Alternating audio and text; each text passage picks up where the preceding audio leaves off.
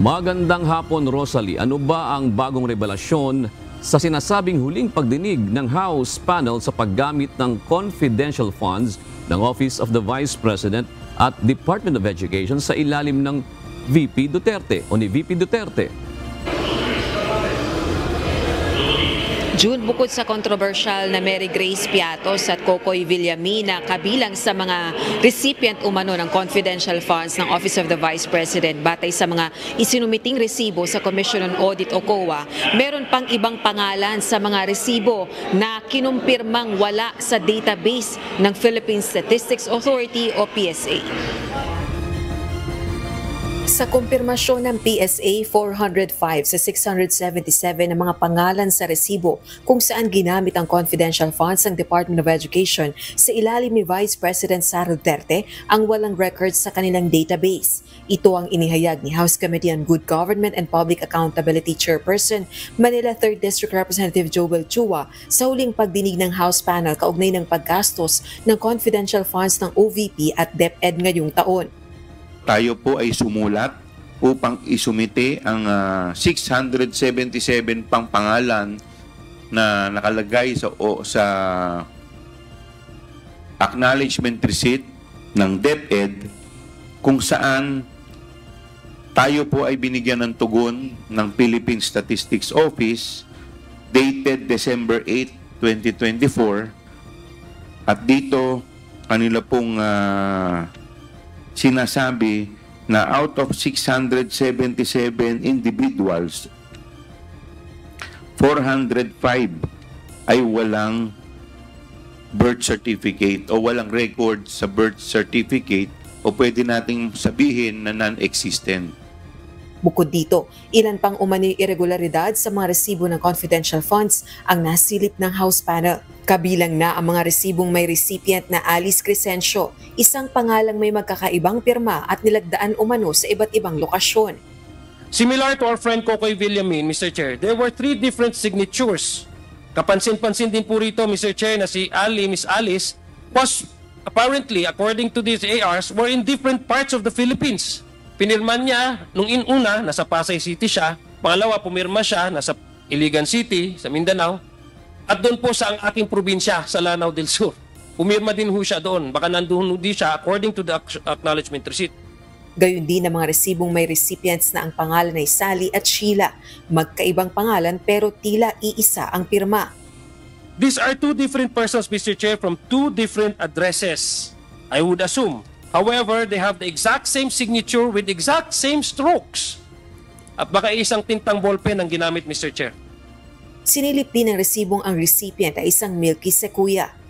The 2 acknowledgement receipts, both in the name of Milky Sequoia, both had done on the same day. Same po pinirmahan on the same day, same address in Zambales, and using the same pen. However, have totally different signatures.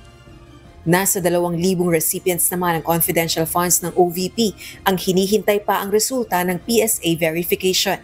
Pusod ng mga isinagawang pagdinig ng House panel, pinalutang ng mga miyembro nito ang mga potensyal na legal liabilities na may kaugnay sa paggamit ng confidential funds ng Office of the Vice President at DepEd sa ilalim ni VP Duterte. Kabilang na ang technical malversation, falsification of public documents, perjury, bribery, plunder at corruption of public officials. Kaya naman, walang pwedeng presumption kundi binulsa nila SDOs Acosta at Edward Fajarda along with other employees and key officials of the OVP and DepEd ang confidential funds ng ating taong bayan. May mga empleyado sa DepEd na tumanggap ng white envelopes in the same period within the confidential funds for DepEd were released. Hindi po ba kahina-hinala yan? And you can see from the screen, OVP executive admits inamin handing cash envelopes to DepEd officials.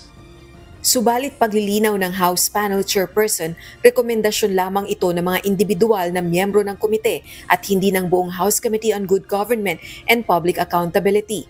Isusulong naman ng House panel ang mga panukalang batas upang solusyonan ang mga suliraning natuklasan sa alokasyon at paggamit ng confidential funds, gaya ng pagkakaroon ng mas maigpit na alituntunin sa paggamit ng confidential funds at pagpapalakas sa proteksyon ng pera ng bayan. Samantala, tinapos na ngayong araw ng House Committee on Good Government and Public Accountability ang pagbusisi sa issue ng confidential funds ng OVP at DepEd. Sa gitna rin ito ng mga inihaing impeachment complaints laban kay VP Duterte. Pinalaga naman ng Makabayan Bloc lawmaker na si ACT Teachers Party List Representative Franz Castro ang paghinto sa pagdinig ng komite kahit hindi pa natatanong ang sinasabing military officials na nag-disburse ng OVP at DepEd confidential funds. This will be the wrap-up committee hearing insofar as confidential fund, pero hindi pa po tayo magtatapos sa ating committee hearing. Kumbaga, year-ender lang. Sinasummarize lang po natin kung ano po mga nangyari na itong pong nakaraang 7 hearing. Feel ko lang, Mr. Chair, parang hindi tayo pwedeng tumigil na ibinigay na lang yan dahil nga sa utos ni Vice Presidente. Remember, mga nakapirma doon, mga maliliit na opisyal, si Mr. Fajarda at saka si Acosta. Malamang-lamang, Mr. Chair, wag naman sana, no? Wag naman sanang mangyari. Baka sila pa yung mademanda dahil sila yung tumanggap ng tseke, sila yung nagpapalit. Pero baka maabswelto itong mga militar, itong mga security officer na tumanggap.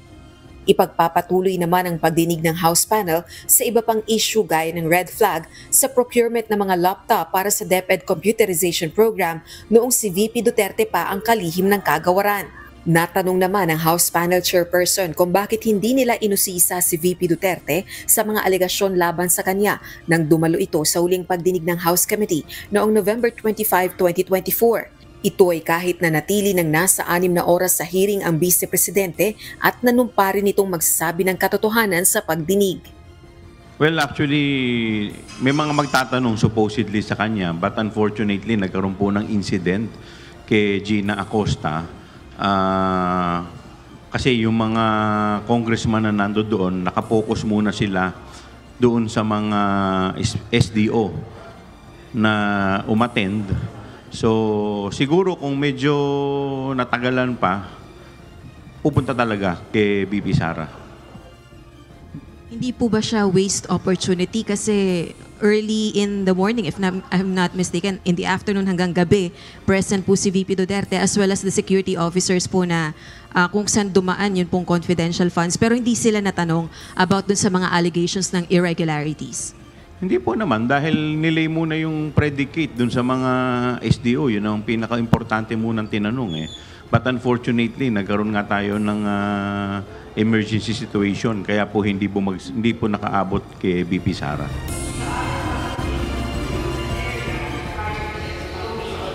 June, bukod dyan sa special meeting ng House Committee on Good Government and Public Accountability, isa rin sa inabangan ng ating grupo dito sa Kamara kung may maghahain ba ng ikatlong impeachment complaint laban kay Vice President Duterte. Pero as of this time ay wala pang naghahain ng panibagong reklamong nag-iibig magpatalsik sa pwesto sa pangalawang Pangulo. Pero batay sa mga impormasyong narinig natin dito sa Kamara, yung ikatlong impeachment complaint ay posibleng ihain umano ng isang religious group.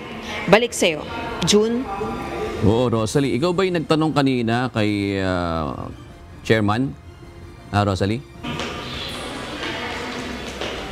Yes, June, batay na rin niya sa bilin ng ating desk officer dahil kung matatandaan nga natin nung nakalipas na buwan, particularly on November 25, yan yung pagkakataon na sumumpa na o nag-take ng oath si Vice President Duterte before the House Committee on Good Government and Public Accountability at nanatili siya ng ilang oras sa pagdinig pero hindi siya tinanong ng sino man sa mga kongresista.